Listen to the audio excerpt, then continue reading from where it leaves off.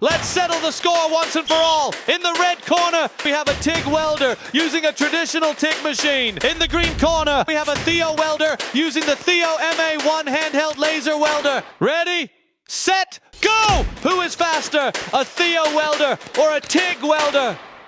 The TIG man has both his hands tied right out of the gate, while the THEO contender gets to rest easy on one hand and just slide the tool back with the other. 15 seconds in, the TIG arc is still warming up and the THEO welder is halfway down the joint. The THEO man can trust that as long as the machine settings are proper, he just needs to maintain the angle of the gun and let the wire feeder set the pace.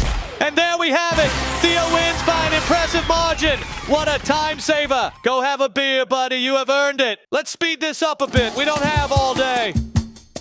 Can't blame him for feeling like he worked up all that sweat for nothing. Only now the TIG welder comes to the finish line. Participation is everything. Let's compare the results. It looks okay for a TIG weld.